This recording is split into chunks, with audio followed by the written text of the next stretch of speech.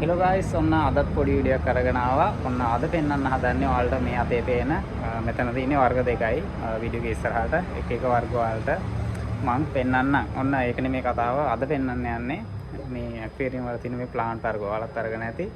මේවා බිස්නස් එකක් විදියට ඔයාලා කරන්න හිතන් ඉන්නවනම් ඔයාගේ ඇක්වේරියම් එක ඔයා තාමත් මේවා පිටින් ගන්නවා නම් කොහොමද ඔයාගේ ඇක්වේරියම් එකට අවශ්‍ය ප්ලාන්ට් වර්ග ටික ඔයාම හදාගන්න විදිහ තමයි මේ වීඩියෝ එකේ ඉස්සරහට යන්නේ. එහෙනම් මේක අපි වවා ගන්න විදිය, ඒ කියන්නේ ඉක්මනට වවා ගන්න විදිය ඉස්සරහ වීඩියෝ එකකින් කරමු. අද වීඩියෝ එකෙන් මේව පොට් කරන වීඩියෝ එක විතරක් කරන්න නැත්නම් වීඩියෝ එක දික් වෙනවා. ඔයාලට බලන්නත් කම්මැලි හිතෙනවා. එහෙනම් ඔයා ඒ කියන්නේ විස්තර මාළු හදන කෙනෙක් නම්, ප්ලාන්ට් ටැංක් හදන කෙනෙක් නම් මේ වගේ වරන් ගිහිල්ලා මේ විදිහටම දාලා තිබුණාම සමහර විට මාසෙකින් දෙකකින් මැරෙන්නේ නැති ඊට තියෙනේවත් තියෙනවා. මේ ප්ලාන්ට් වල වර්ග තියෙනවා. ඒ කියන්නේ වැඩි මේවා අපි ඇතුළට සමහර කට්ටිය වැඩි දාන්නෙත් නැහැ. වැඩි දාන්න මන්නන්ඩිය වැඩි ටිකක් දානවා. එතකොට මේකේ පොට් එකේ තියාගන්න පුළුවන් කාලේ පොඩ්ඩක් වැඩි වෙනවා. ඇත්තටම මේවා තියන්නේ අපි ප්ලාන්ට් ටැංක් මේ වගේ සෙටප් හදනකොට අපි ගාව නැති ප්ලාන්ට් මෙහෙම අරන් ගිහිල්ලා මේ වගේ කියන්නේ වැලි වල, ඒ කියන්නේ ගඟේ වැලි වල, ඒ කියන්නේ පස්සොයිල් වගේ මීඩියා තියෙනවා. ඒ කියන්නේ ප්ලාන්ට් එක ප්ලාන්ට් එකෙන් ප්ලාන්ට් එකට ඒවා වෙනස් වෙනවා. නිදියස් වර්ග වගේ වැලි නැතුව අරට උඩ හදන්න පුළුවන්. මේ වගේ වර්ග නෝමල් වැලි වල හදන්න පුළුවන්. නෝමල් වැලි වල හදන්න බැරි වර්ග තියෙනවා. ඒකට අපිට ඔය ටෙයා ග්‍රාස් මොන්ටිකාලෝ වගේ ඒවා ඇක්වසොයිල් වල වගේ ඒ වගේ මම ඉස්සරහට කතා කරන්න. එහෙනම් අපි වීඩියෝ දික් වෙන කලින් අපි බලමු මෙන්න මේ වගේ විකුණන්න ප්ලාන්ට් පොට් එකක් හදන විදිය. මං හදන විදිය. හරි, එහෙනම් මං ප්ලාන්ට් වර්ග දෙකක් තුනක් විතර ඔයාලට පොට් කරලා පෙන්නන්නම්. මම පොට් කරන විදිය මේ වර්ගේ බලමුකෝ. ඔයාලට පේන ඇති මෙන්න මේ සයිස් එකට වගේ කෑලි කපා ගන්න උසට, මේ උසට වගේ. ඒ කියන අඩු වැඩි වුණාට ප්‍රශ්නයක් නැහැ. ඒක ඔයාගේ කැමැත්ත.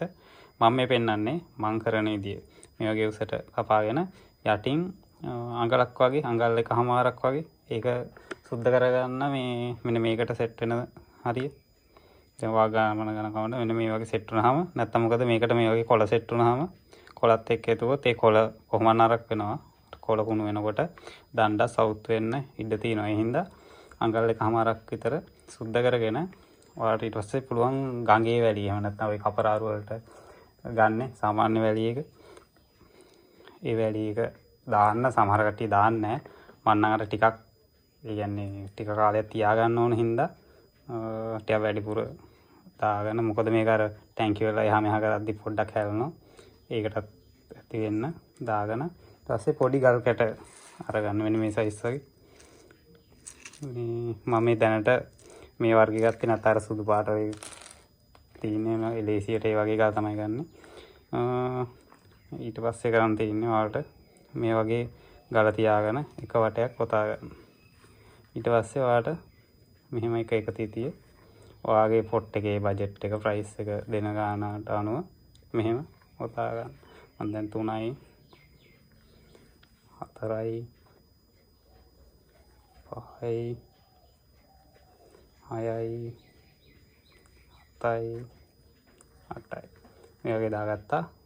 කාටස්සයක් ගන්න අමතක වුණා.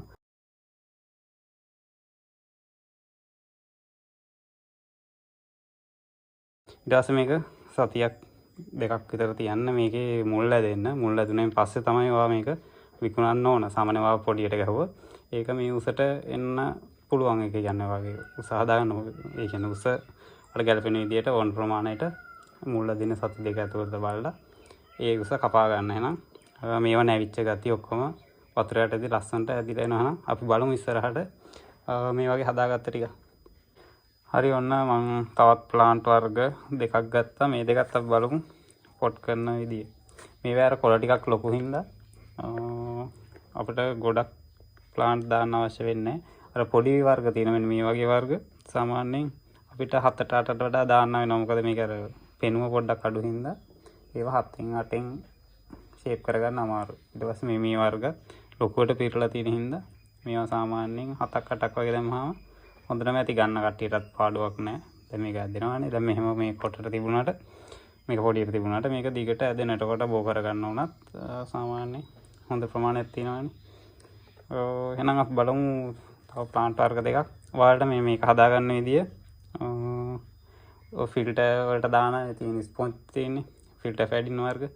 ඒකේ වාට ඇක්වේරියම් මෙහෙම බලලා මේ වගේ වාට මේක බැලුවම තේරෙනවා මේ ගන්න ප්‍රමාණයට මෙතන අංගලකට වඩා පොඩ්ඩක්ම ඝනකම 4 තියෙනවා.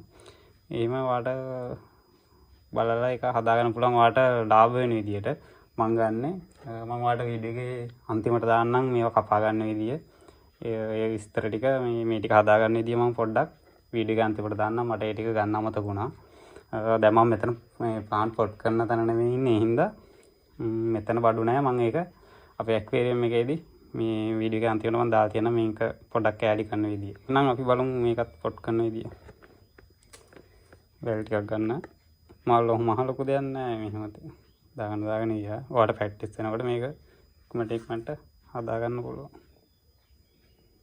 තිබ්බා. මේ ගල් ඉතින් ඔයාලට මෙහෙම හින්දින්න ඕනේ නැහැ. ඔය සුදු ගල් වර්ග තියෙන ඔය ලස්සන්ට මාව ටැංකිය වලට දාන. ඒ වෙන්නේ මේ සයිස් එකේ ගල් ටික කරගත්තා නම් ඔයාලට ලේසියෙන්ම මේ වැඩේ කරගන්න පුළුවන්. ඊට පස්සේ මේ වර්ගයේ මාංගලක් විතර සුද්ධ කරගෙන තියනවාට වෙන මේ වගේ මුල් ඇදලා හින්දා සතියක් වගේ යද්දි හොඳටම විකුණන තත්ත්වයට ගන්න පුළුවන්. දෙකයි 3යි 4යි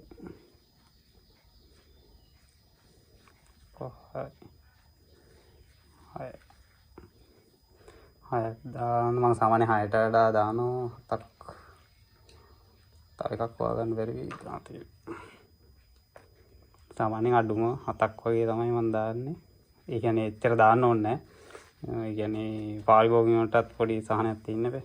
අපි ඊපස්සේ මේ වෙන මුල් ඇදලා හින්දා ඒ කියන්නේ අපිට බය වෙන්න දෙයක් නැත්තේ නෑ. නරක් වෙන සීන් කුණු වෙන සීන් ඒවා එන්නේ නැතිම තරම් තමයි. ඊට පස්සේ මෙහෙම ගැටස් එක දාගත්තා.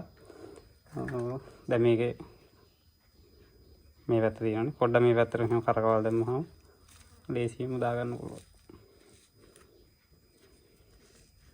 මේක මෙහෙම පෙවුනට වතුරේ සතියක් තියෙනකොට මේක හොඳට වතුරත් එක්ක يعني ඉරව්වට මෙහෙම ඇදිලා ගන්නට විහිදලා ලස්සනට අපිට බලා ගන්න පුළුවන්. මම වීඩියෝ එකේ පුළුවන් වුණොත් අන්තිමට හොඳට يعني සීසන් වෙච්ච ටිකක් ඔයාලට පෙන්නන්න.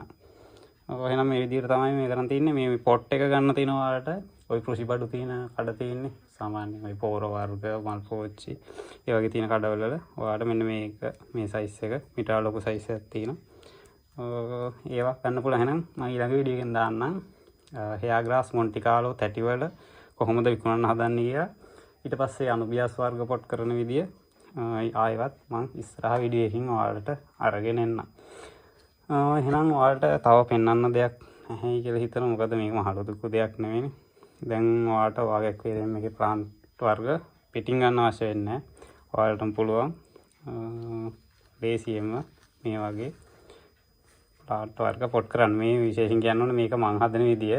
මේක හරි ඇති වැරදි හරි ඇති මේ උනාට මට සාර්ථකයි. ඒ හින්දා මං කරන විදියම පෙන්වන්නේ. කට්ටිය මුකුත් හිතන්න එපා මේක වැරදි අරක වැරදි. මේවට අර ඒ කියන්නේ කුණු වෙනවට මුකුත් ගාන්නේ නැහැ. ඒවා මේවා එහෙම තියෙනවා. මම මේ පෙන්වන්නේ මං හදන විදිය. ඒකෙන් මට ඒවා ඒ කියන්නේ ඒ හෝමෝන වර්ග ගාලා ඒවා කරගන්න ටයිම් නැති හින්දා මං හදන විදිය තමයි ඔයාලට මේ වීඩියෝ එකෙන් පෙන්වන්නේ. මොකද මේක 90%ක්ම සාර්ථකයි. නරක වෙන ප්ලාන්ට් වර්ග තියෙනවා. ඒ හින්දා මම ටිකක් වැඩිපුර දාන්න. එතකොට ඒ කියන්නේ එහෙම නරක වෙන්නේ එකත් ලොකුවටම බලපාන්නේ. ටිකක් වැඩිපුර දැම්මම මෙහෙම එකක් දෙයක් සවුතුනා. ඒ ක්වොලිටි එක අයින් කරන්න පුළුවන්. නැත්තම් මම කරන්නේ ඒක දැන් එකක් මේකෙන් එකක් සවුත් වෙන්න පුළුවන්. එහෙම වෙන්නේ නැහැ. උනොත් ඒක අදලා දැම්මත් මේක පෙනුම කිසි හානියක් වෙන්නේ නැහැ. ආයි මුලින් නම් ඔතන්න ඒව කරන්න යන්න ඕනේ නැහැ. එහෙනම් ඒ ටික තමයි කියන්න තියෙන්නේ. මේ කතා කරගන්න අමාරුයි. මේ කැමරාව බඩේ මේව කරන් තින්නේ හෙල්ලයි කියලා හිතලා හුස්ම ගන්නෙත් ලාවට. එහෙනම් ඉස්සරහට වීඩියෝ ටිකක් අරගෙන එන්නම්.